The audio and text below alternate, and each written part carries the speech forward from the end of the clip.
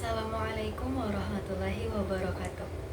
Perkenalkan, nama saya Alia Mukhbita dari kelas 1B akan menjelaskan di pelajaran ilmu hadis ini tentang ilmu hadis dirayah dan juga ilmu hadis riwayah. Baik, jadi sebelum kita menjelaskan ke lebih lanjutnya lagi, di sini kita akan menjelaskan secara global makna ilmu hadis itu sendiri. Secara global, ilmu hadis didefinisikan dengan al-qawaid al-ma'rifah bihali rawi wal marwi, yaitu kaidah-kaidah yang menjelaskan tentang si perawi dan juga apa yang dirawikan ini, si perawi, rawi wal marwi. Nah, kemudian pasti setelah mendengar itu kita bertanya-tanya, apakah itu rawi wal marwi? Apa sih itu rawi wal marwi dan marwi itu? Jadi rawi atau biasa kita dengar dengan perawi ialah seorang yang menerima dan juga menyampaikan apa yang telah ia dapatkan dari Rasulullah Sallallahu Alaihi Wasallam. Jadi perawi itu seorang yang beliau mendengar perkataan Rasul ataupun perbuatan Rasul, kemudian ia menyebarkan lagi kepada orang lain dan diatasnamakan kepada ia sendiri. Jadi ketika sudah sampai kepada orang lain, disebutkan bahwasanya ia mendapatkan berita ini atau hadis ini dari orang sebelumnya disebutkan, dan itu disebut dengan sanad. Wal marwi dan isi dari hadis tersebut atau biasa kita dengar sebagai matan. Kemudian jadi si marwi dan rawi ini adalah satu yang tidak bisa dipisahkan. Dia berbeda tetapi tidak bisa dipisahkan. Nah, gimana sih contoh perawi di dalam hadis? Biar jelas ya, kita contohin. Udah ada hadisnya di atas, jadi bisa langsung dibaca juga.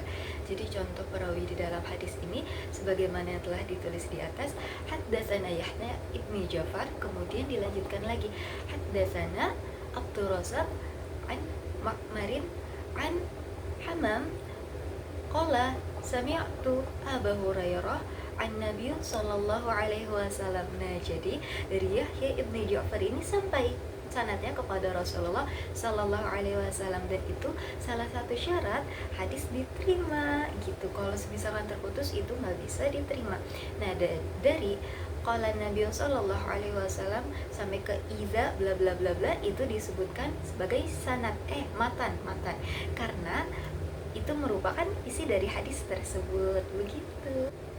Baik, kemudian kembali lagi kepada topik yang awal ya, yaitu ilmu hadis terbagi menjadi dua, yaitu yang bisa kita jabarkan secara singkat ya. Yang pertama ialah ilmu hadis dirayah, dan juga yang kedua ilmu hadis riwayah. Nah, apa sih itu ilmu hadis riwayah dan juga ilmu hadis dirayah?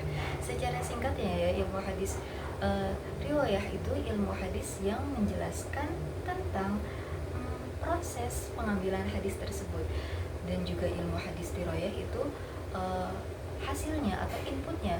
Jadi ia adalah setelah diproses jadi atau inputnya itu disebut ilmu hadis dirayah. Sebagaimana ilmu tafsir dan juga tafsir, usul fikih dan juga fikih, mereka berbeda tapi tidak bisa dipisahkan. Itulah ilmu hadis dirayah dan juga ilmu hadis riwayah.